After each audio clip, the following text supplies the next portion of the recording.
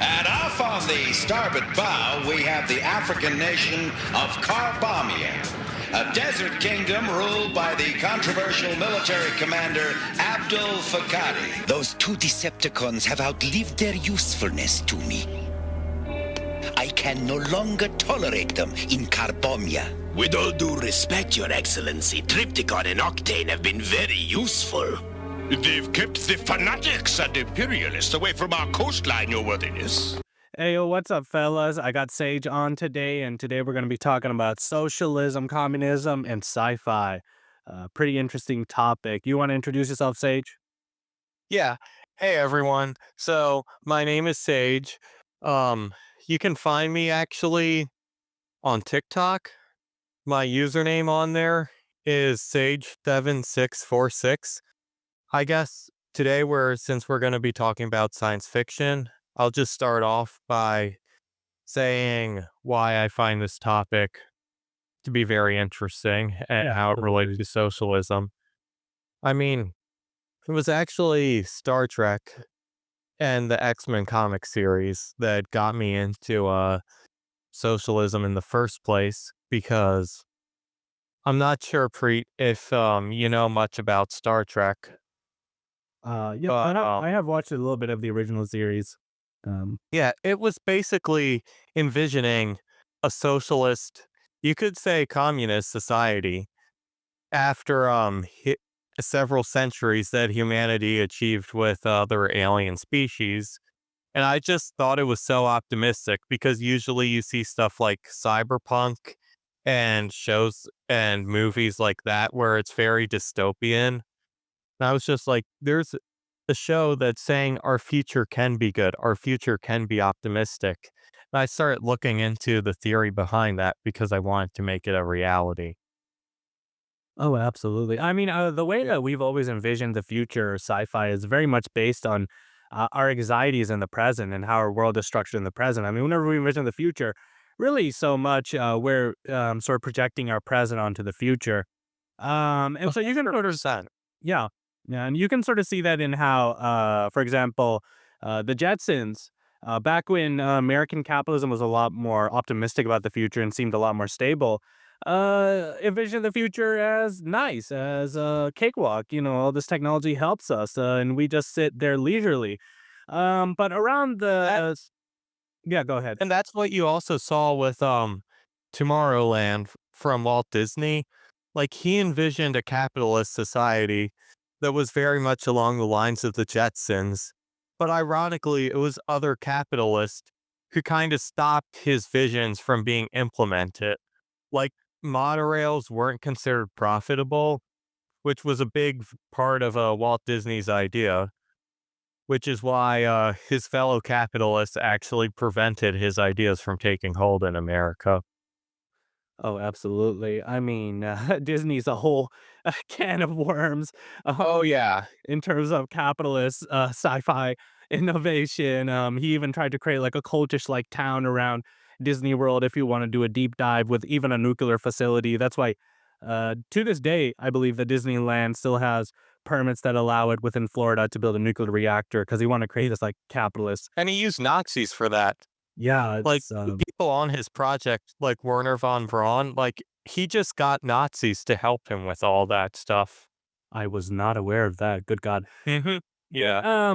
Like I was saying, you know, we used to envision the future very optimistically, and then around the 70s or late 60s, there's this book that came out that's was called "I Have No Mouth and Yet I Must Scream," and it really set a new tone for how we envision the future, which was negatively, not optimistically, you know, very apocalyptically within America. It set a new Funny. stage for how we envision it. And it was embroiled in a lot of the anxieties of the time. The Vietnam War was heightening, the Cold War was heightening, America was going through a horrible stagflation. And for the first time, Americans were really questioning capitalism, their government, their trust in America's institutions, whether or not they can really trust the government as it killed millions of Vietnamese civilians abroad. And of course, climate change was coming to the front for the first time, and we recognized that our impact on the planet was bad, and that capitalism was veering us towards a very dangerous course for the future of humanity. And so after that, I think the sci-fi has been more negative in terms of its portrayal of the future. Would you say the same, Sage, or are there still Yeah, optimistic portrayals? I would say there's still optimistic portrayals such as Star Trek, but for the most part, it's definitely dystopian. And it's really strange that it was I Have No Mouth and I'm a Scream, which was actually the book that set this trend, considering the writer of that also wrote an episode of Star Trek. Oh, I wasn't even aware of that. Yeah, he actually, Harlan Ellenson, he actually wrote an episode called The City on the Edge of Forever. And the plot of the episode is there's this planet, and the crew beams down to it, like they always do, because that's how most episodes begin. Hmm. And basically, they eventually go through this portal that sends them back in time to Earth right before World War II, and they accidentally mess stuff up and they have to correct the timeline. But basically, what they need to do is they need to let a peace activist die as part of the storyline because she'll basically advocate disarmament, which would lead the US to being caught defenseless and being taken over by the Nazis. It's a very interesting episode about just butterfly effect and stuff like that, but it's actually was supposed to involve drug dealers as well working on the Enterprise, but that was considered so much out of line with the utopian ideas of the series that that aspect was actually removed by Gene Roddenberry, the creator of Star Trek. And with that aspect and several other ones that were more pessimistic being removed, Harlan Ellison actually did not want his name on this episode when it came out. Yet his request to not be credited was ignored. Hmm. Yeah, that's interesting. Ellison seems like a very pessimistic writer overall. Mhm. Um, I but definitely agree with you. yeah, yeah. But Star Trek series itself, the first run reflected the ideas of the time. You saw this like interracially diverse cast that had no racial prejudice. That really reflected an imagined future in a country that was embroiled in the civil rights era. And Um, it was go the ahead. one show that Dr. Martin Luther King Jr. let his children watch because of that. Oh, absolutely. I mean, it was so embroiled within the civil rights, racial aspects of the time. I mean, you think about it, you have George Takei, an Asian man, and then you have, what was the name of the female lead? Ahura? Hora, and then Yeah. you have Spock, who's an alien, and then of course, the main captain. I mean, it's a racially diverse cast that has no prejudice. In fact, Star Trek was controversial for showing the first on-screen interracial kiss, and that episode got banned all over the South. Yeah, it was. And there really was a lot of effort to portray the cast as international. Like, they even had a Russian with them, Chekhov. And I mean, during the Cold War, that was a very controversial thing to do, featuring a Russian as like one of the good guys, one of the heroes. Oh, especially during the Slavophobic time of that era. And of course, And socialism and sci-fi are a marriage that are as old as time. H.G. Wells, he wasn't a Marxist Leninist, but he was a lover of Marx, right? And he was a yeah, very early socialist. He was this man who was born out of the Industrial Revolution of England. He saw firsthand, the horrible work of the Industrial Revolution and capitalism. He worked as a child in a tailor sweatshop, and his the first time travel novel ever written, which is such an integral aspect of so many sci-fi stories, time travel. I mean, from everything from Back to the Future to even the Avengers, right? Like Avengers Endgame featured time travel. The very first time travel novel ever written was written by H.G. Wells, and it was about class conflict. The time traveler in that story ends up in a future where the bourgeoisie of society have evolved into these weakling, sort of elf-like creatures, and the working class lives underground as second-class citizens that attack the bourgeoisie. It was an envisioning of a dark future where our class conflicts and our class stratifications lead to a divergence within the human evolution itself, where you create this utopia above ground and hell underground for workers. And so you cannot ignore. And then, of course, his work. I'm blanking on it. Mars Attack. Shit, what's it called? Um, it's War of the Worlds, I believe. War of the Worlds. Yeah, I read it as a kid. A lot of people have argued that it also has socialistic beliefs in that he was hoping that humanity would unite as one human race. H.G. Wells was a very big fan of creating like one superhuman state that was socialist, one world government that was socialist. And the hope was a lot of people have argued that by being attacked by aliens, humanity would recognize we're stronger together than against with a common enemy and would unite under a socialistic government. I'm gonna give the room to you, Sage. What do you want to talk about? I mean, with H.G. Wells, I also want to bring up his interview with Stalin.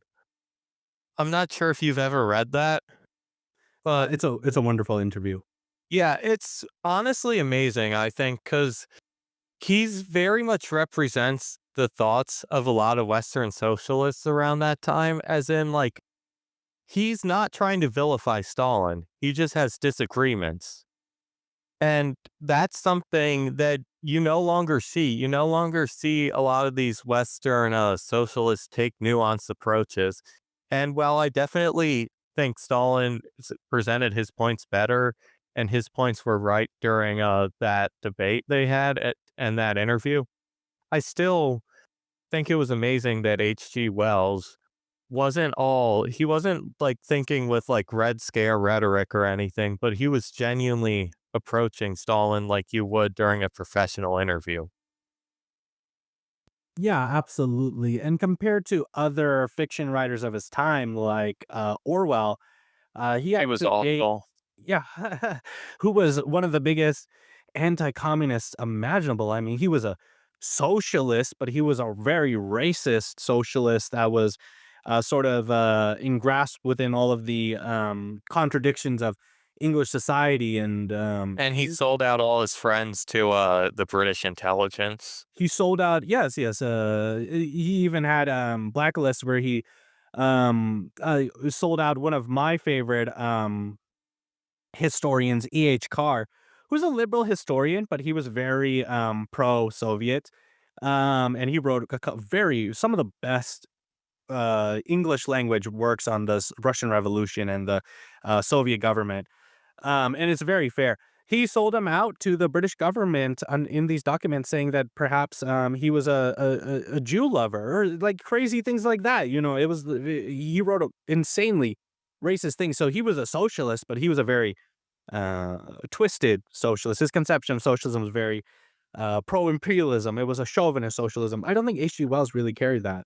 Sage. And I think Orwell also has harmed the field of science fiction because with his depiction of dystopian societies, it lacks so much nuance and it's completely cartoonish, like how he portrays his envisioned terrible dystopian worlds like 1984 Animal Farm, that so many writers have copied that it actually created this glut of bad stories where it was just like a generic society that's supposed to be evil, and you never see anyone actually like think in those stories or like explore anything. It's just the bad guys are controlling everything, we got to stop them, and that ultimately creates just boring stories in my opinion. Oh, absolutely.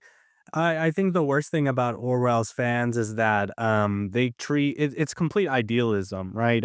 His stories are complete idealism.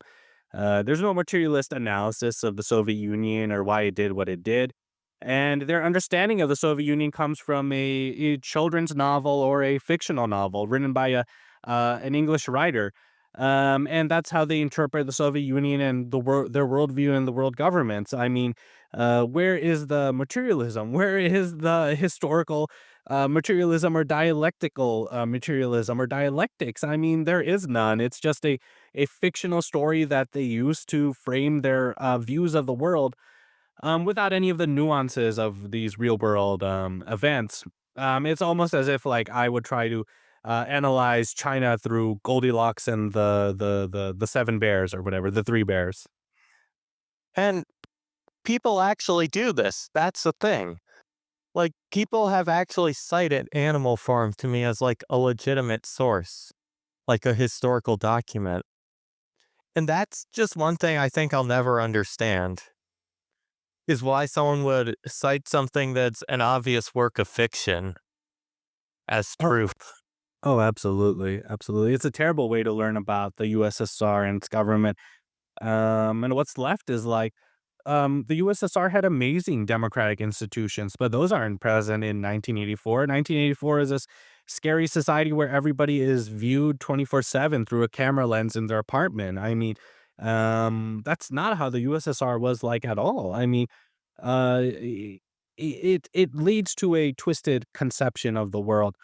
Yeah. But moving on from Orwell, how do you think? I know you want to talk about how socialism is depicted in other franchises. Are there any specific ones you want to talk about? I guess I'll start with X-Men, which I mentioned a bit earlier. Okay.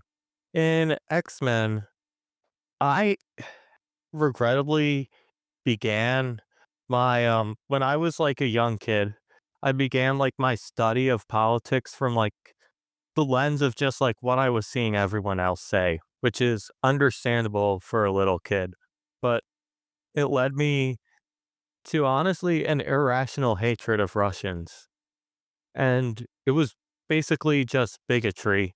And then when I start reading X-Men, there was Colossus, who's Russian. He's a superhero. But more importantly, this being written initially during the time of the USSR, he was a communist. And I was like, this guy's a good guy Russian. He's a good guy communist. I might need to look more into like his culture and society to see how that's possible. And I'd say that was definitely a very big moment for me stepping out of my shell and actually learning about the real world. Hmm. How is Colossus written exactly? I'm not familiar with this character. Um, he's basically there's a lot to him. I mean, Chris Claremont, when he wrote X-Men, created these wonderfully complex characters, and each one of them was unique and multifaceted. But part of Colossus, what made him interesting was, first off, he was simply heroic like everyone else, but at the same time, he was very proudly Russian. He was a communist. I mean, he tried to sign up for the USSR's army in one story during the war in Afghanistan. There's this great story where he tries to go back to, I think it's he tried to go to the Soviet embassy and he tries to enlist to fight in Afghanistan, and they have to explain to him that due to treaties, superheroes aren't allowed to fight in wars. Hmm. And I was just like, this is like the hero character fighting for who I was always told were the bad guys. Interesting. Huh. I've never heard of Colossus before. But X-Men overall has been attempted to be tied to the civil rights movement. Do you want to talk about that maybe? I know, or the original X-Men series wasn't really, it was sort of a revision of X-Men. It was a retcon that happened later where it was tied to the civil rights movement. Yeah, there was always like during the early Stan Lee writings, there was kind of there was kind of just a bit of talk about them being oppressed, but it was more so I'd say a subplot as compared to like the main storyline. Um during the during the Chris Claremont era was when they really started to talk about mutants being persecuted by the government and mutants facing job discrimination and such. Like, Mm. there's a great storyline. It's a graphic novel that Chris Claremont wrote called God Loves, Man Kills, where it's the X-Men and they're basically fighting this villain who's like a rabid right-wing evangelical preacher who's like trying to drum up hatred for the mutants. And by making him so obviously based on real life bigots, that was something that angered some people, but at the same time, a lot of other people thought made it an incredibly touching story. Mm, mm, I mean, there's some other stuff as well in the X-Men series along those lines, but I'd I'd say nothing really reached the level of complexity that God Loves, Man Kills did. But there's also some rather unfortunate politics in some X-Men stories too. mm, the X-Men that I was introduced to was the 90s X-Men cartoon. That was my introduction to X-Men. Yeah. And by then the themes of them being like a substitution for like minorities that are oppressed was like very, very heavy, very, very entailed within the story itself. And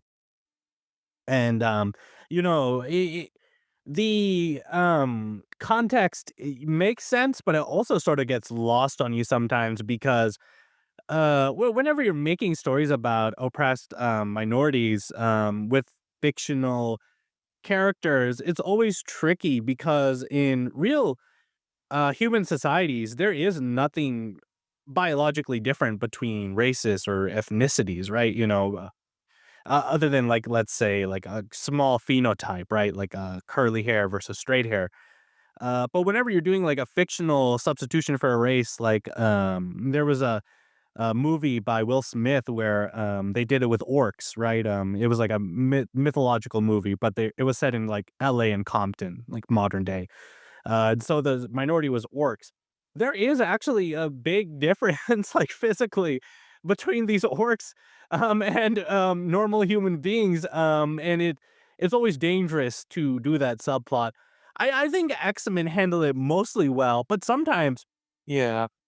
I'm watching it and I'm like, I kind of understand why the mutants are a little bit oppressed. Like when these Like super Magneto can literally like send the Earth in reverse the rotation, which he does. Like that's kind of a scary thing. absolutely, there's no minority on Earth that can do that. I mean, other than if you believe in like anti-Semitic conspiracies that Jews control everything. And then Xavier himself in that series literally in a fight with Magneto makes him relive the Holocaust. Oh, yeah. The Holocaust beam. Yeah, With that was uh unfortunate. I think that level of psychological warfare makes no sense. Honestly, most of the time, and I've seen black creators address this, right? One of the biggest claims made about X-Men is that Magneto was based on Malcolm X and Professor Xavier was based on Martin Luther King. And they've gone back and they've studied it and they've said, no, first of all, this comparison doesn't make sense because, if you actually know the nuances of the civil rights movement, Malcolm X and Martin Luther King were not at each other's throats that much. Malcolm X did not talk about violence like Magneto does. Actually, he was for self defense, not like violence. But also, if you study it, the original creators based them off of Jewish leaders, Zionists specifically. I believe Yeah. Magneto was based off of Ben Gurion. I think it might have been Xavier who was based off of Ben Gurion, and then Magneto was based off of someone more radical. But the history of Zionism in X-Men is the unfortunate part that I alluded to a bit earlier. Okay, you want to talk Uh, about it? yes. So, unfortunately, there can be some Zionism in X-Men. Like, there was this one story, Magneto War, where this one character was the Israeli ambassador to the UN, and she's like portrayed as one of the great heroes who's like trying to help the X-Men save the day and everything. And I'm like, that just doesn't make sense. Like in real life, she wouldn't have a spine. She wouldn't be trying to help anyone in that situation. And then in some of the comics, basically Magneto and Xavier were helping refugees from the Holocaust in Tel Aviv.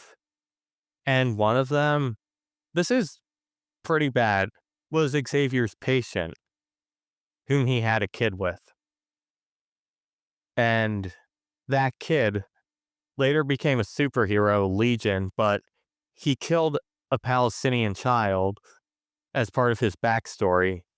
Basically, his backstory, most X-Men comics and most comics in general try to like run around the term Palestinian. Like they try to use they just say Arab or minority. Basically, there was what the book considers a terrorist attack, which was done by this young child on the stepfather of Legion. So Legion killed this kid. And it's like part of what led Legion to being such a traumatized character. But like, they don't really explain the history of the conflict. They just say, oh, this kid was hateful. There you go.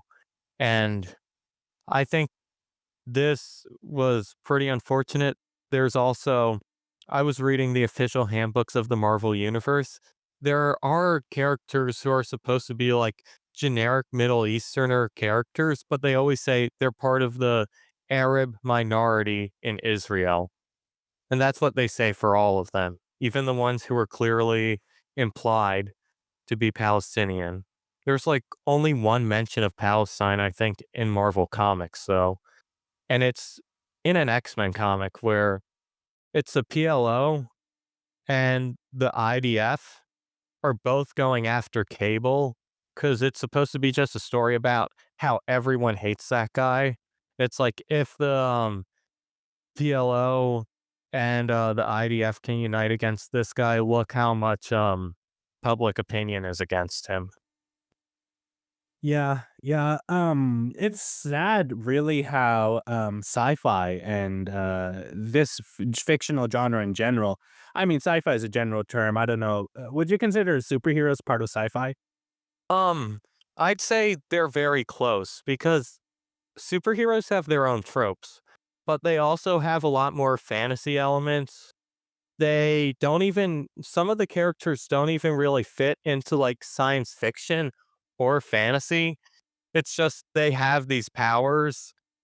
And since so much of like the structure of their stories are different, I'd say it's not sci-fi, but since they also include so many elements from sci-fi, I mean, they got the aliens, they have psychic powers, they're mutants. It's like they have the multiverse. I'd say it's close enough that it should be talked about in this discussion.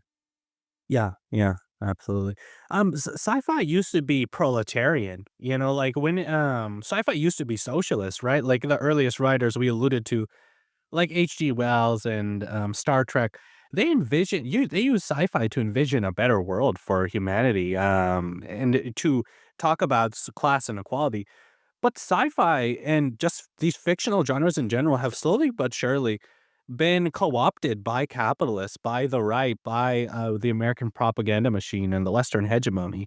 And it's to the point where now the biggest sci-fi hegemons in the West nowadays are like figures like Elon Musk, like Silicon Valley tech bros, who will literally read like sci-fi classics like H.G. Wells, and not even understand them, like not even understand the point that they're trying to make, and instead get the wrong lessons from these sci-fi classics like Star Trek. Oh, that we should create technology, and that we should push humanity forward.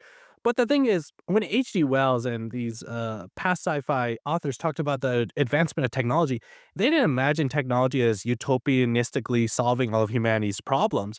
Instead, they recognize that you have to deal with class problems first in order to liberate humanity, and that technology will aid in that once that class liberation happens. That was H.G. Wells' great points. And I think that's completely lost on these Silicon Valley tech bros that now own sci-fi. Uh, Yeah, how do and how do you feel about that, Sage? I just I feel like they've made sci-fi worse, honestly, because they don't get the messages. They don't get what it's about. And then in one of the worst Star Trek movies, Star Trek Beyond, Jeff Bezos has a cameo. He plays an alien, but it's not like a big part of the story or anything. But it's like, I don't want to be looking at this guy when watching a movie.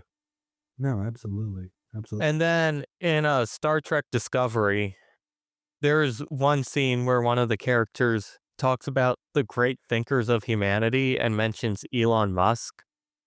To be fair, he was later revealed to be from the evil mirror universe, so it makes sense for his character. But they also had someone from like the regular universe go to Elon Musk High School on Mars. Yeah. The way that Elon Musk has sort of been artificially ushered into our culture is disgusting. I remember the Simpsons episode where he came in as a cameo and Lisa was crazy about Elon Musk. That's completely outside of Lisa's character. I mean, if it had been the original Lisa in the series, she would have been disgusted by Musk and his practices and his pseudo intellectualism and his rich corporate greed. But instead, she was absolutely fascinated and enthralled by him because he was a guest star on The Simpsons. I mean, it's Yeah, and I think it's it's just pay to look good.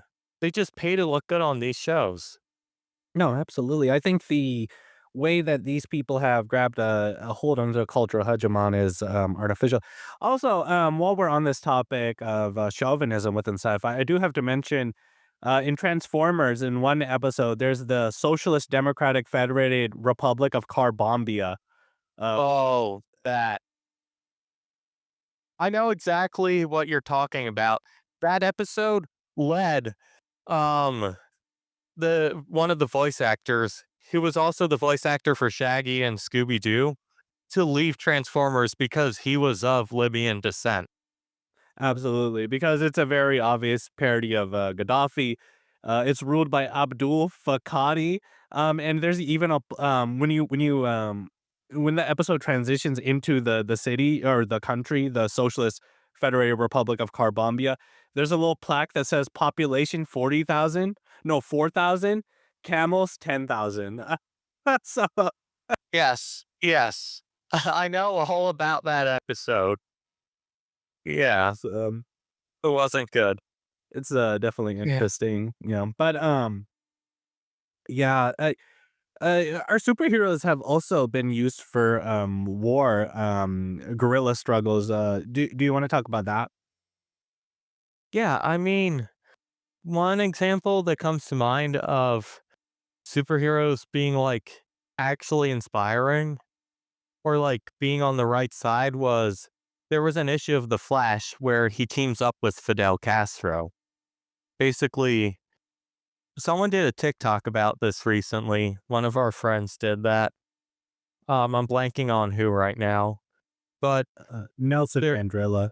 yes, everyone listening to this, check him out. He's really good.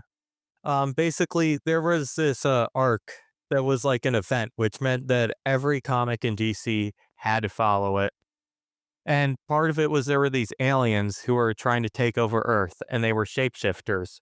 And they took over as one of the places that they were attacking. They took over Cuba. But Fidel Castro was leading a group of guerrillas against these guys. And the Flash teamed up with them. And at the end of the story, um, or close to the end at the climax, the bad guy alien, he like shapeshifts into Fidel Castro and he's gonna give a speech. And then the Flash swaps him out with the actual Castro at super speed, so no one realizes that he did that. And the actual Castro is able to rally everyone together and they fight back against these aliens. And then at the end, uh Fidel Castro's like he finds out it's the Flash's birthday, and Fidel Castro celebrates the Flash's birthday with him. Oh my God! Honestly, that's amazing. That's pretty, especially in terms of how Cuba is usually represented, which is usually like a terrorist state within Yeah, media. Why do you like think Flash? ecstatic.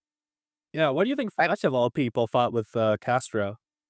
I mean, honestly, it depends on the writer, really. Yeah. It depends on what the writer's beliefs are. Because you could have a character believe one thing in one story and then have them believe something else in another. Like in the comic series Animal Man, the writer for that in their final issue has Animal Man eating meat, saying, "Wait, I'm a vegetarian. Why am I eating this?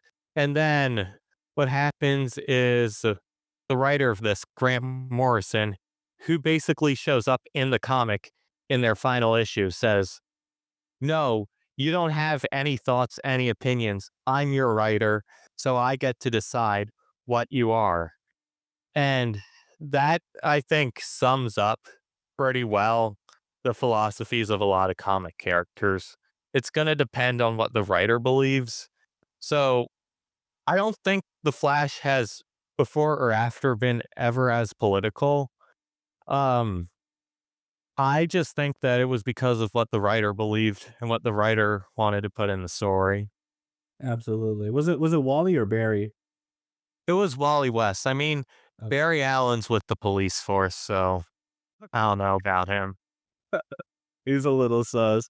Um, yeah, no, it's interesting how occasionally it'll slip through the cracks, right? The left-wing politics of a writer. Because oftentimes comics tend to be very pro American empire and pro hegemony.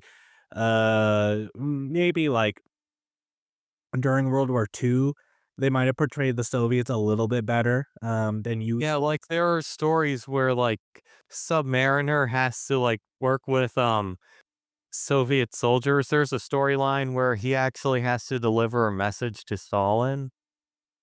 There's definitely a lot of more pro-Soviet media, of course, from World War II.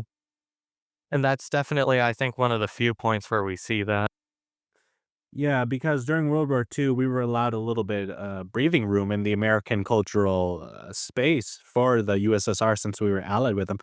But so the second the World War II ends and we enter the Cold War, comics immediately became anti-communist.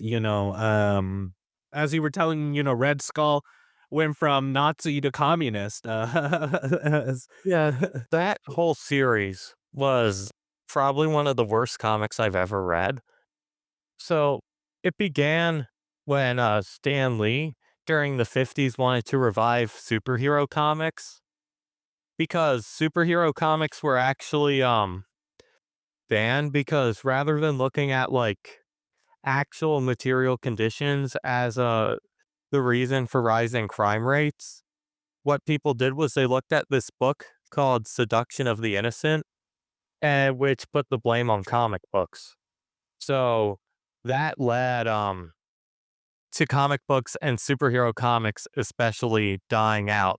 And when Stan Lee tried to revive them, he basically made them very anti-communist in nature. Like he had Captain America basically fight this new communist Red Skull who was trying to give everyone at the UN something called the Vial of Evil, which contained a serum that would turn them all into communists. And that was a common trope of the time. I mean, in the Cold War in the 50s, especially, Americans couldn't imagine somebody becoming communist on their own through like reading theory, having common empathy with humanity. They had to portray communists as like mind controlling the people that became communist. When the Korean War happened, for example, and we saw American soldiers defect to the DPRK and the North Korean side. That's when the terms brainwashing were first coined within the media. Yeah, I mean, and that's actually from this same series of comics. Something like that happens. Stanley also was reviving the original Human Torch, who was an android, and he had to come up with a storyline for why this character wasn't around for so long. So he comes up with it. Basically, the Human Torch goes and he kills Hitler, and Hitler says, "Just tell everyone I shot myself. This is so embarrassing." That's what happens in this comic. Um, and you'd think, wow, this is pretty cool. It opens up with a guy burning Hitler alive. Then, next up, the Human Torch gets captured and he's like put under all this cement by his enemies, these gangsters. He bursts out like years later during the Korean War. He fights these gangsters, beats them up, and then he's like, wait, where's my sidekick, Toro, who was like a kid who had flame powers? And he's told he went to serve in the Korean War, but then got brainwashed. Yeah, no, it's the brainwashing phenomenon was just really a way for America to save face, I think. I mean, it was such a propaganda blow that any American could sympathize with communists, let alone be so against the Korean War, which was a genocide, that they would join the communist side and see something beneficial within the communist side. You sort of saw that in ideas like movies like The Walking Dead, where mind control took over America, or even in depictions of communist figures like Chairman Mao in Marvel Comics. He had Radioactive Man fight Thor, and his plan was to unleash the missing link onto American soil. I mean, these Yeah. they portray communists as like goofy villains. And that's the thing also with like when Stan Lee started having characters like Iron Man show up. Iron Man's basically a terrorist. He goes into like the nations like China, Vietnam, the USSR, and just shoots people. Like those were the early Iron Man stories. Yeah, yeah. I think even when they're trying to be nice to communists, right, or pro-communist, their liberalism shows through. Like Red Sun Superman, right? Have you read Red Sun Superman? I've I haven't read it, but I've seen clips of the cartoon of it. I've never seen the cartoon, but I read the comic, and his understanding of the Soviet Union is so cartoony. It's almost 1984 esque, right? This idea that Superman was Superman is like the protector of the Soviet Union. The Soviet Union's though authoritarian. Lex Luthor, as a capitalist, is given good critiques of capitalism, but he's still framed as the good guy because he's against the authoritarian Soviet Union.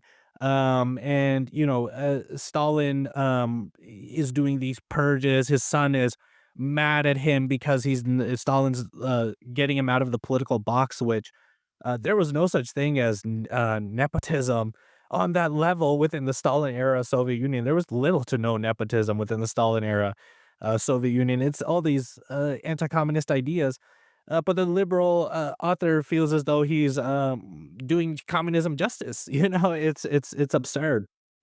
And that's the thing, like these guys don't understand it, but in Stan Lee's defense, later on, he started focusing less on anti-communism. Actually, like his philosophy changed from just like making comics about like the dangers of communism to like he started just writing about like human brotherhood. Like it was very much inspired by Christianity. Like that became like his main inspiration later on, I think.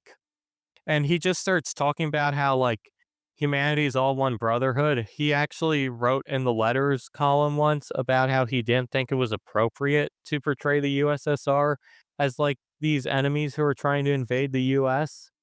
Um Later on he also wrote a comic where like there's basically everyone is freaking out. Like he would have these scenes where it would show like different world leaders or like different militaries like trying to figure out a solution to like whatever crisis was in the comic book of that month. And one is like a Soviet general who's like someone says to him, "We need to release the missiles," and he's like, "No, I just wish we could all live in brotherhood. Why must we go to war?" Like he started portraying these characters as humans later on. That's a good evolution, I think, on Stan Lee's part. Absolutely. One thing, a funny thing I have to mention is that in Red Sun, Batman is an anarchist terrorist. That's Yeah. sabotaging the Soviet experiment, which I think is an absolutely hilarious portrayal of Batman. Probably the most accurate, if Batman had leaned towards socialistic ideas, in my opinion. Sort of this idealist, anarchist who sabotages the socialist project for his. I mean, he's very much an idealist as a character already. Like he won't kill the Joker after the Joker like destroys like half his city because he's like, we still can't cross that line. Absolutely. Absolutely. I mean, everything about Batman as a character pisses me off. I don't know. It's not that I won't Yeah, consume Batman media. I mean, I absolutely will, but I think Adam West was good, Adam West is but goofy. It's a good yeah. uh, enjoyment watch. I mean, Adam West is not that serious. I love Robert Patterson's portrayal of Batman Oh yeah. as a character. You know, just this rich guy who's always attacking and killing people, even though he has like a moral code. But you know, he's breaking these people's ribs and bones for Yeah. working for a shady organization. But like, where's these people are poor? You know, of course they're lumping proles. Maybe if you weren't a billionaire and billionaires like you didn't exist, half of these people wouldn't be working for the Joker and you wouldn't have to crack their skulls in half and leave them with such injuries that they probably died. But you get to say they didn't die because of your moral code and you went away before they. Yeah, Yeah. it's Batman's definitely the character you can't enjoy as much once you have class consciousness. No, absolutely. Absolutely. But I think he is the ultimate liberal icon. I mean, I think every single liberal, especially one enmeshed within the hegemony who believes in capitalism, sees Batman in himself, right? There's just this man who's guided by ideals, who's a self-made, no, not a self-made billionaire, but the billionaire who Yeah, he's inherited. not even self-made. Oh my God. Yeah, he's definitely like most of these characters, they try to make them seem more likable by saying, "Oh, they work for their wealth." And just trying to make that narrative of the self-made billionaire. But Batman, I mean, he literally neglects his company a lot to fight crime. No, absolutely. Um, but I think he is sort of the ultimate liberal revenge fantasy, right? Like when I become a billionaire one day, I'm gonna take out all my anger on the other poors, right? Like it's Yeah. very much enmeshed in that like idea that I'm a temporarily embarrassed billionaire. And once I get to that power, the poors better watch out, right? I think that's what Batman really reflects. I think a discussion about sci-fi and socialism cannot go without mentioning George Lucas and Star Wars. If Yeah. you want to expand on that, Sage. Well, George Lucas essentially based the rebels off of the Viet Cong, and he was very open about that. I mean, you can see that narrative in the series. Like the Empire is supposed to be the United States. And you can see how the rebellion is like they're trying to fight them in what's essentially guerrilla warfare. Um, it's a lot of people I think forget about that or didn't catch on to it during the original series or during just any of the films cuz to them there's a lot of other stuff to take in. I mean, first off, there's a lot of it framed as just a classic struggle between good and evil. And it's also there's a lot going on too. Like the special effects are absolutely amazing in that movie. It has an amazing soundtrack. I could understand someone maybe missing out on the political message or the commentary based on just the different characters' military tactics. I Yeah. could genuinely see in that situation maybe somebody. I But totally forgotten that even George, not George Lucas, Mark Hamill himself has missed out the main point of the Star Wars oh yeah, franchise in his support for Israel against Hamas. yes, He's even forgotten that his most iconic character was basically Hamas. He was a guerrilla fighter against the Empire. He was a terrorist. I mean, what else was Luke Skywalker other than a terrorist who was a guerrilla fighter against an oppressive fascist empire? And Mark Hamill himself has lost. It's been lost on Mark Hamill. yeah. If they ever did a Star Wars series where it was just like an Imperial news broadcast, it would be something like, "But do you condemn Luke Skywalker for blowing up the Death Star?" Absolutely. Um, and then there's also interviews with George Lucas where he's talked favorably about Soviet filmmaking. Yeah, he said he would have had a lot more freedom there. Yeah, yeah. Basically, what he said was is the Soviet filmmakers were a lot more free compared to the strains of Hollywood, where you have to appease producers and producers, investors, things like that. Whereas in the Soviet Union, as long as you don't criticize the government, you're allowed to freely make movies as much as you want and have a lot more creative liberties. I think a lot of people have interpreted that as meaning like George Lucas himself is this radical communist. I don't believe so, He's but not. He's I do not. think he's friendly-ish to socialistic ideas or somewhat left progressive ideas. I mean, he sold his best intellectual property to Disney. I mean, Make of that what you will. make of the bag. I mean, I don't know. I don't blame him personally. Yeah. Um, but yeah, no, it's the thing. That is the thing. There's socialistic elements within Star Wars. I mean, these are guerrillas. I mean, this is the Viet Minh, and the Empire themselves are based on the Nazis. I mean, their uniforms, their They're called ideology stormtroopers. for a reason. Absolutely. I mean, it's so heavily based in fascism that it is very easily an anti-fascist, pro-communist film if you have a little bit of class consciousness or even a little bit of historical reading.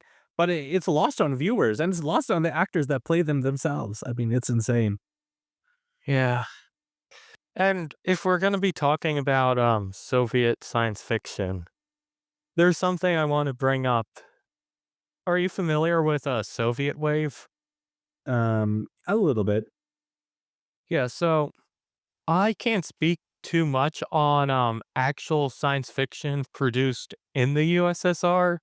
I admit most of my consumption of these stories is obviously I look at stuff more from the Western world because that's where I am. Those are the stories I have the most access to.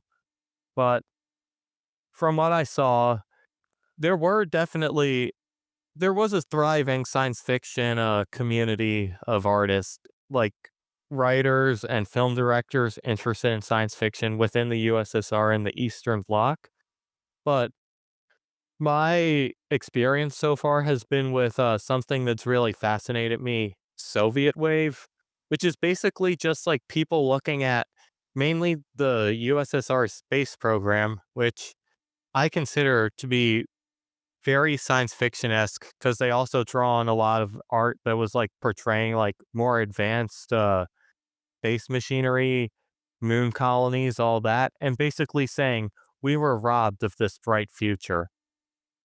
Oh, absolutely. I mean, if you look at the Soviet time capsules that were to be opened Those make me cry. in the future. Yeah, absolutely. They're talking about a future where we've eliminated disease, poverty, and we've made interstellar contact. I mean, the Soviet people were envisioning a much better future.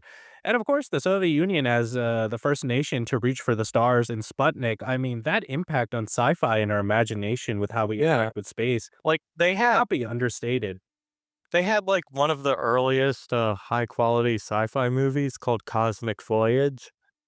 Um I wish I could say more about that film. I have not seen it yet, but from what I've read, it was very impactful for people in the USSR because it was definitely something that inspired further science fiction works, just as Alexander Bogdanov was also an inspiration to people in the USSR. He was actually one of the Russian revolutionaries who was also a science fiction writer, which in my opinion is just like the coolest thing. Absolutely. Absolutely. I mean, the Soviet Union's filmography was breathtaking. Einstein, not the Einstein that everybody knows. It's a Russian Einstein. Was one of the greatest innovators in filmmaking, and he came from what a peasant country. I mean, the Soviet Union contributions to technology. I mean, being going from a peasant country to the first nation to go across the stars cannot be understated in how much it's shaped how we envision the future, and how much we interact with technology itself. Um, is there any other franchises you want to mention? Um, I'd like to talk about something close to Soviet wave while we're on that topic. There's actually this new account. It's not exactly a franchise, but There's recently been something I've been seeing on YouTube and social media. There's this one account called DDR Moonbase. I'm not sure if you've seen that one yet. Uh, yes, I have. I think Explain that's for people who incredible. aren't familiar. Yeah, I think that's incredibly fascinating because it's similar to Soviet Wave due to the fact that it's basically this it uses AI. And a lot of people criticize AI, but in my opinion, it's a tool. It's just a tool that it could be used definitely for ill or for just like stupid trivial things, but what this person does is they use AI to imagine an East German moon colony, and it's just very much optimistic in tone. Like it's basically, oh, there's this safe place for people. We didn't act. It's like, what if we didn't actually lose? What if our society stayed up? What if we managed to reach for the stars? And it's really just like envisioning what that would look like. Mm, mm. I find these kinds of what if futures fascinating, but also I think they can be dangerous to an extent. It comes off sometimes as a form of escapism from our current realities, where we have to do acknowledge the hard fact that, and I'm not talking about this creator specifically, but and there's nothing wrong with what this creator is doing, but we do have to be careful not to fall into escapism from our current trends, where we envision a world where the socialist won, and the communist bloc won the Cold War, as a way to just not accept the cold hard truth that it didn't, and we're gonna have to work from this new post-Soviet reality. Yeah, how do you feel about that, Sage? I mean, I definitely think there are people who could fall into that trap. But what I find so important about those kinds of narratives is that especially the one like DDR Moonbase and Soviet Wave, I feel like with those, at least even if like there are people who fall down that rabbit hole of just like not doing any real work and being nostalgic, I feel it's also a good thing to put out because it shows people something that counters the common Western narrative that people don't miss these societies. Like, Mm. would you really believe people would go to all this work to create nostalgic material if they didn't like what they lived under? If they didn't like their old life? I mean, I just think that that's really where the value lies in these, and also just the imagination of it. Like, I think the creative aspect, that's something that I definitely think is worth paying attention to. But I also think you're right that some people could draw the wrong lessons from these works of art. Absolutely. I mean, I think a lot of sci-fi, when it is optimistic within the modern day, is envisioning a future that was robbed from us, right? Like it's acknowledging that Yeah. there was a future, that we could have. There was this course that humanity could have taken that would have elevated us, but instead we chose barbarism, capitalism, division, war, and artificial scarcity. I mean, how insane is it? That we have artificial scarcity in societies that produce enough products for almost everybody in the world to get their fair share, and then some, in terms of food and basic goods. They'll talk about the artificial scarcity of, for example, Soviet society, but those scarcities were not based in the fact that they couldn't that they produced enough, and they were restricting access to these goods. Those were just based on the fact that they were developing countries, and they ensured that everybody got basic access to goods. If this had happened under capitalism, yes, there would have been like a middle class that got access to all of these goods and everything, but then there would have been a large portion of the population that was barred from even getting food in their mouths. And we see that in America, right? Um, there's like 11 million something people that go. The number I always forget. I believe 11 million Americans go hungry. Regardless, it's too high. It's too high for a country that produces too much food. In the Soviet Union, these shortages were because they were still getting that production higher and higher. They were still starting off at a very low rate. And Um, even then, they had more nutrition than we did. Like, that's what the CIA even admitted. yeah, by the 80s, they had caught up to the West and managed And to get, even surpassed in terms of just, like, general healthiness. yeah, nutrition. That can also be given to the lifestyle factors and like things that Soviet people chose to aid compared to Americans. So the scarcity of the Soviet Union was the fact that it was still developing, but it decided to ensure everybody got access to these goods. If the Soviet Union had gotten like a capitalist path, yes, you would have gotten that middle class excess, but that would have been a very, very tiny pop portion of the population. The vast majority of the population would have had artificial scarcity in another way, in a much worse way, and that would have resulted in their debts. But that would have been just chalked up to the free hand of the market. That's what we see right now in capitalism. And so I think that's why sci-fi is so alluring. It's gives us an option to see what's going to happen, what path humanity will take. Right? Is it that allowing that capitalist barbarism to reach its final point and its apocalypse? And these liberal not historians, but sci-fi authors sometimes don't even realize that they're talking about the logical conclusions of capitalism. Or is it that optimism and that socialism? And sometimes these liberal authors don't even realize they're talking about socialism. What do you think, And I Sage? mean, I definitely feel there are a lot of people who, like, see the direction things are going in, and they don't even realize that they're making a political statement when they just acknowledge that. Like, people with a lot of dystopian science fictions, it's always, "Oh, let's just take our regular society and make it 10 times worse." And they don't even think if there's an alternative or anything. Mm. Like, it doesn't really come to mind for them. And what you said also about people imagining, like, an easier world to live in, something I like about Star Trek is that it also says you're gonna have to fight for a better future. Like, when they give the historic background for, like, how humanity got to the society you see on the show, I think it's really interesting. Like, they had references to an armed struggle for Irish reunification in 2024, which of course got them banned in the UK. Um, they had this one story where there was something called the Bell Riots, where it was basically in what for them was the future. I believe we've passed the date that this took place in already, but it was basically these big homeless encampments.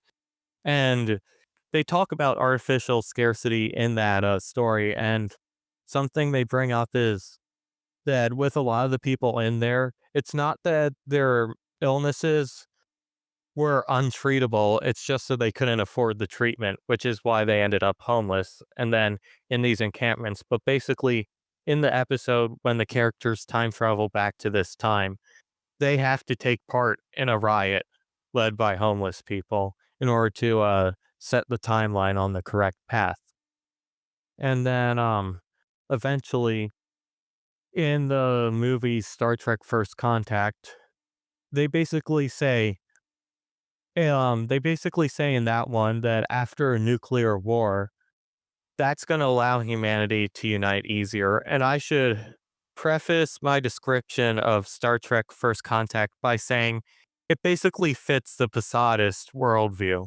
Like, the Posadists are, for those of you who don't know, the Posadists are these Trotskyists who believe there's going to basically be nuclear war and then aliens are going to come and help us establish communism. That's Yeah. basically the plot of Star Trek First Contact. Yeah. Yeah. I mean, I'll just elaborate. Basically, what Passad thought was that nuclear weapons were good and that a nuclear strike will lead to this sound wave erupting throughout the universe. And in that sound wave, a higher evolved a communist alien society will come down and help us establish communism in that post nuclear erupted world. If you want to continue, Sage. Yeah. So basically, in this, these villains are trying to prevent what happens in this story is that according to history, this guy, Zephyrin Cochrane, he basically creates the first faster than light ship on Earth after this nuclear apocalypse. And that's what attracts the attention of the Vulcans, who are like the guys that Spock is. Like, that's his species. And then those Vulcans help Earth into like this new great era of communism. But the villains, of course, are trying to prevent that.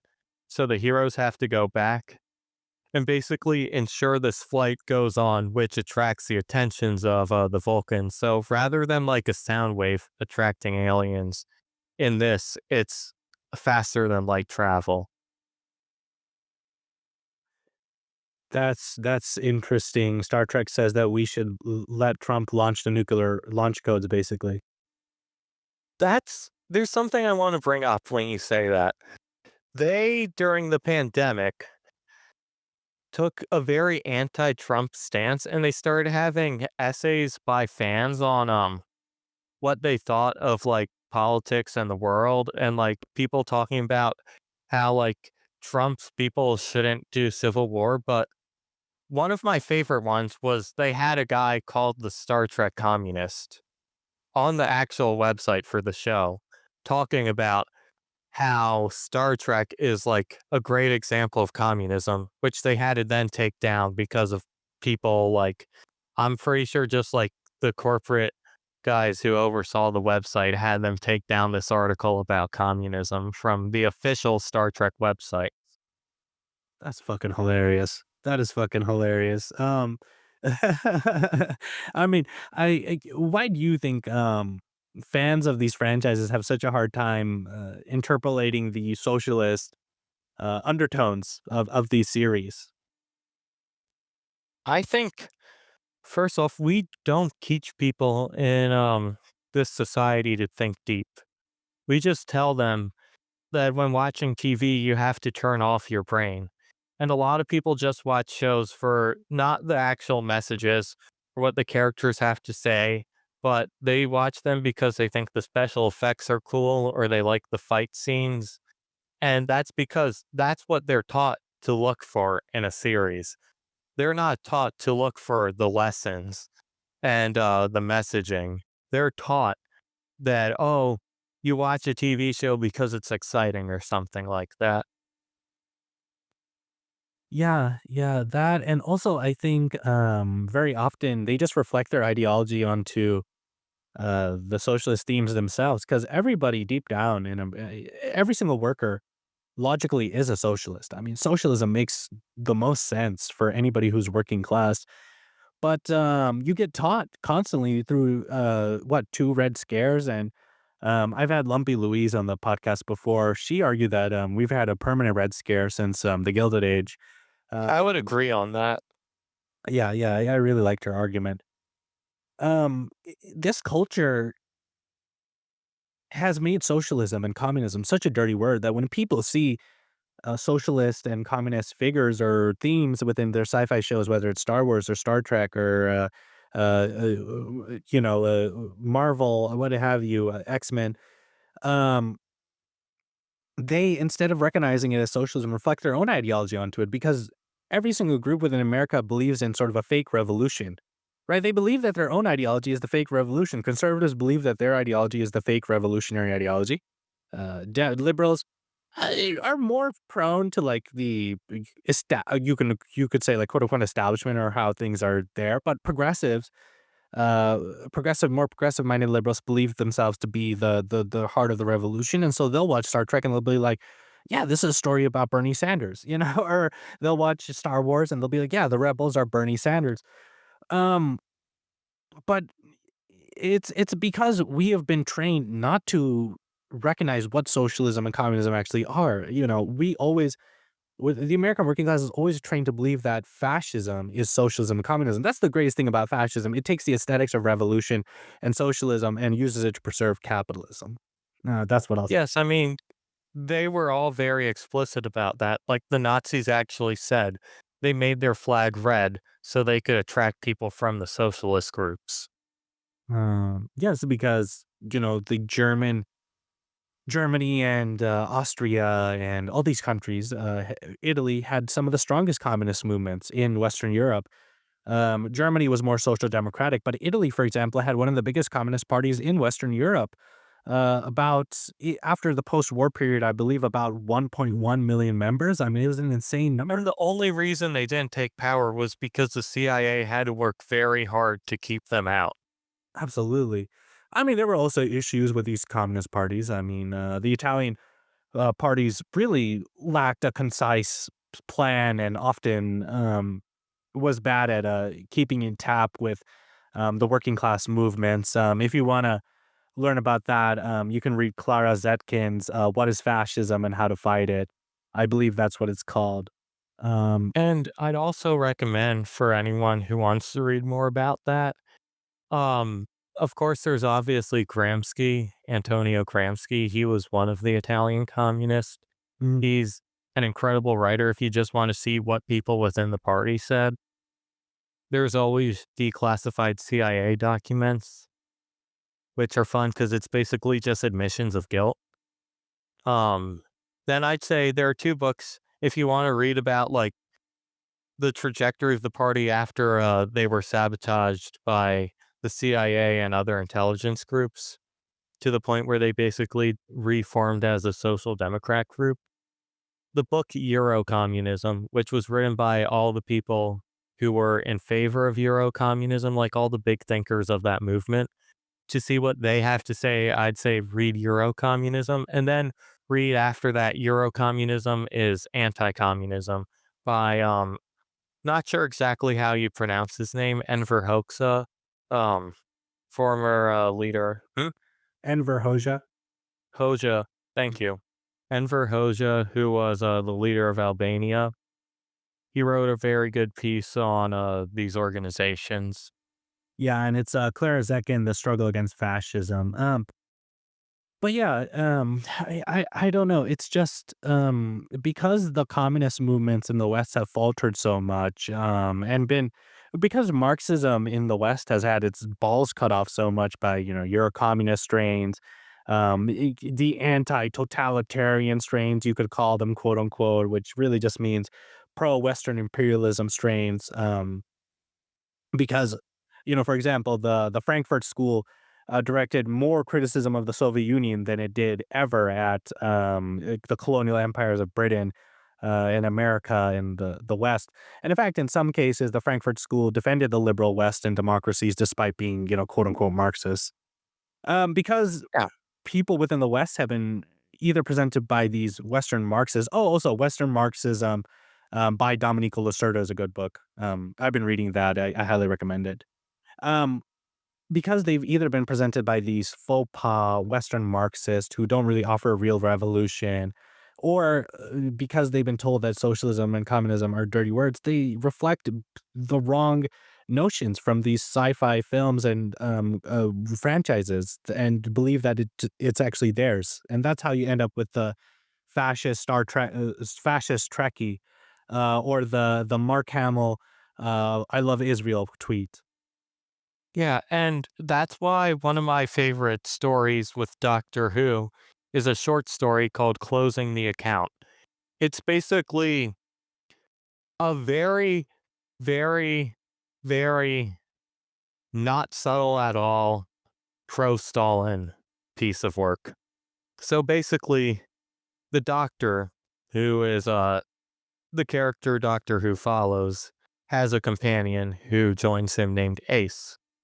And they go and what they do is they go visit Stalin the day before he dies, and it's them just chatting.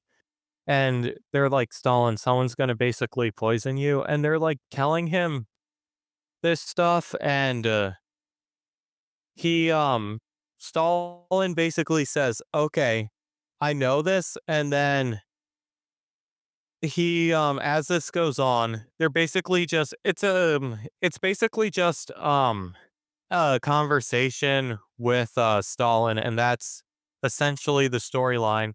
And then what happens at the end is the doctor says that people are going to vilify you, but in the end, humanity's going to accept that what you were doing was right, and they're going to continue what you started.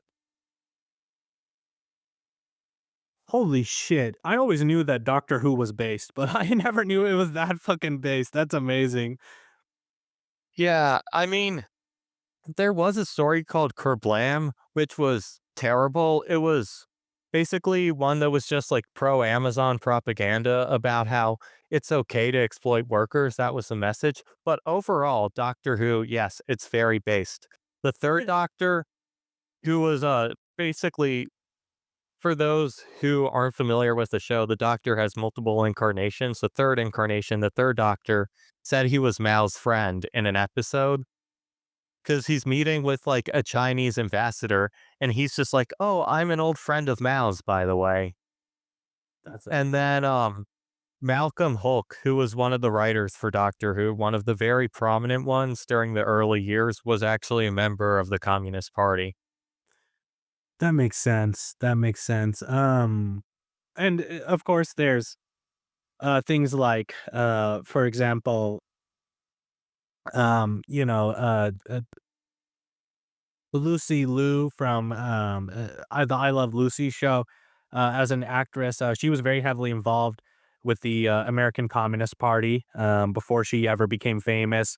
And then, once the Red Scare happened, she had to really tone down her past. Of course, everybody believes and knows that she remained committed to communism long after that. But I mean, she's the reason Star Trek was on the air. Like oh, really? everyone else was like, "We can't do this show. We don't like it."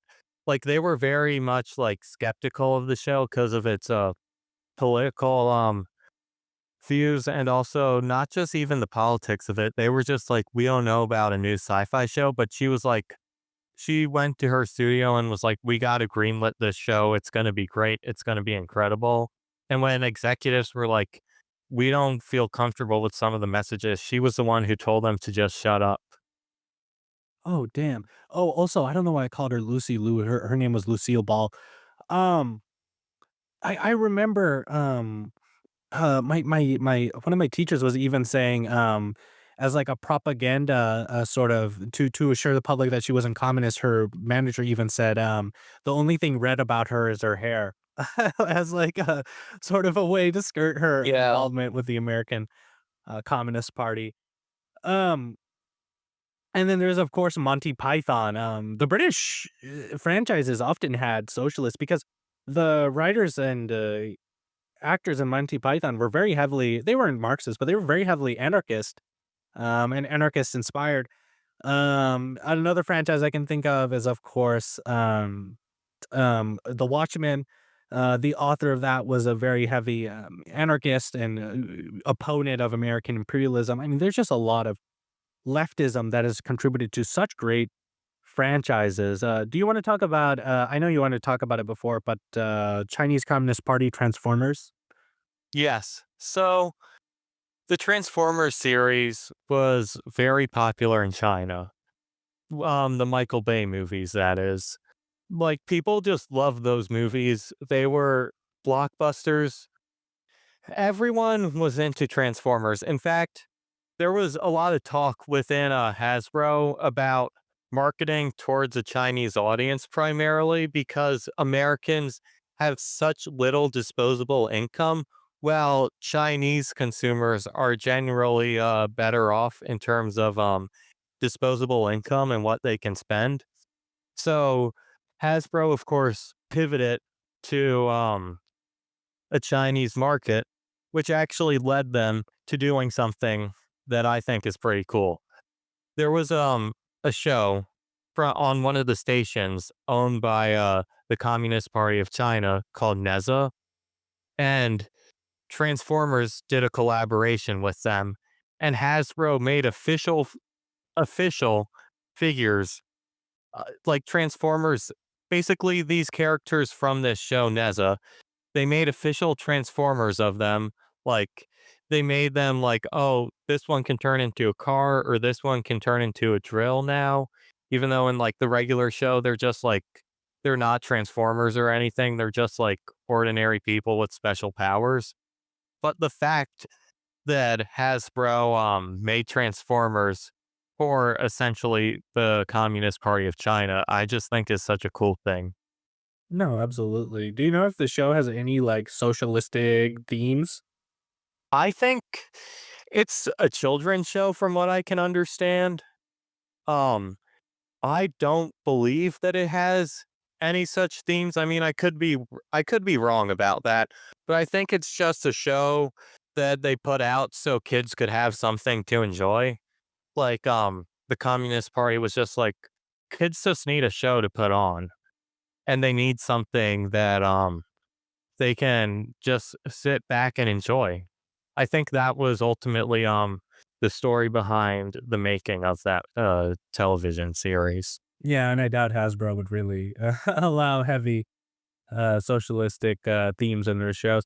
Which reminds me of their newest movie, Transformers Prime, which Well, Transformers 1. which is Transformers Prime is something else. It's an amazing television series. Not uh, necessarily socialist in any way, but I just think that show is very entertaining because it features some incredible characters. I mean, incredibly complex character dynamics. The animation's good, but I'd say check that out, everyone listening. But keep in mind, it doesn't really have much in terms of good messaging. yeah, and the Transformers movie was so heavily liberal. I mean, and Yeah, reformist. Megatron, the whole movie wants to kill all of the oppressors. Sentinel Prime. Sentinel Prime, who's like this oppressor of the Transformer race and has put them into perpetual slavery, basically, like taken away their anatomy and weakened them, may put them into perpetual slavery to sell out their planet for assets to aliens. And Optimus Prime, he's called Pax Prime in the film before he becomes Orion Pax. Orion Pax. I'm sorry, I'm just a total Transformers nerd. No, no, That no. just like ingrained in my brain. No, I get you. I get you. He doesn't. He wants to let him live. I mean, it's the whole time I was just like, kill the motherfucker. Like, That's really funny because they're fine killing all his lackeys. Like, Prime beheads them and everything. Like, they just brutally kill all, like, the guards of this man, but then they let him live. yeah, yeah. It's such a weird double standard where these some robots are considered, and some of them are considered alive and not worth killing, but some of them are you are allowed to kill. And it was these sort of bots, right? They weren't exactly transformers. Yeah, it was like, I don't know. I feel like there were certain parts of that movie where, in terms of like trying to wrap your head around it, you had to definitely know the lore beforehand. Yeah. And I feel that's also a problem with modern media. They basically make you buy they make you buy like so many comics and buy so many movies beforehand just so you know what's happening. Yeah. Yeah. All right, we've reached the about the 1 hour mark. Let's start wrapping this up. Yeah, Um, I want to say something. I'm sure there are going to be people listening being like, "Wait, you forgot this series? This series is one of my favorites." But obviously we can't touch everything during this. So just keep in mind for those of you listening, I probably know about what you're talking about, but we just didn't have time to cover everything. no, absolutely. There's too much socialistic influences in everything. But yeah, I think ultimately the great thing about sci-fi is that it reflects our modern day anxieties and it shows what can happen both positively and negatively. And it's so sad that like hacks like Bezos and Elon Musk and these all these tech Silicon Valley bros have become the helms of sci-fi, whereas traditionally sci-fi was always used to highlight class conflicts and reflect either a positive view of the future past class conflict, or is you highlight class conflict now and how that could turn ugly. I also think that sci-fi has been corrupted with the Elon Musk of the world into believing that technology can magically save humanity and liberate from all of its problems. Well, the original sci-fi writers like H.G. Wells were very well aware that Unless you get rid of class conflict, technology is not going to magically save the world. H.G. Wells himself often described himself as a scientific socialist, and that scientific part was the recognition that class struggle cannot magically be solved by a new doohickey or a new technology. Um, and I'll say finally, in continuing the Elon Musk hate, it's so sad that Nikola Tesla, a great inventor who was an admirer of the Soviet Union, who was an admirer of Lenin and exchanged several letters with Lenin, who Lenin even invited to Soviet Russia, who said that the Russians are lucky to have communism, or Yeah. to And of have course, he Lenin. couldn't come because of his health. Yeah, has been turned into the face of a tech valley bro capitalist who does dangerous tech products that never actually deliver on their promises uh, in the most dangerous and stupid, reckless ways possible because he has this ego megalomaniac want to bring sci-fi concepts into the real world without actually thoroughly planning it out and thinking it out it's feasible. Yeah, he doesn't understand the technological aspect or the social aspect of it.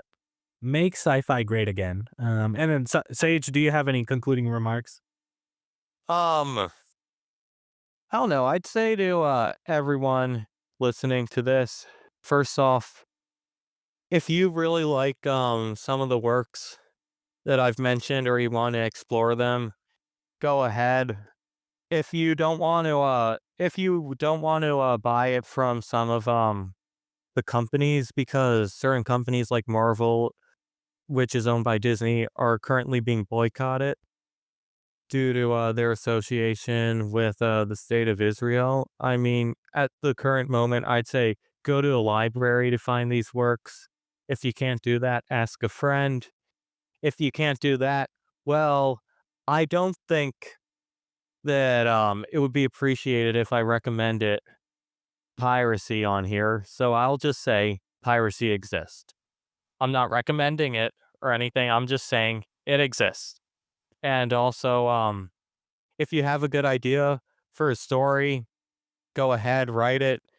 You can post it online if you can't find anyone to publish it. And if you're going to do that and you're going to start writing some of these science fiction stories, just always make sure you're going to be on the right side of history when people review the work you make. That's Absolutely. all. Absolutely. I mean, we need to make sci-fi great again. That's all I'll say. Back to socialism, and national socialism. No, I'm done. No, no, no. Um, Sage, it's been wonderful. You have a good rest of your day, buddy. You too. All right, bye. What the fuck? Glory to Stalin. I barely made it.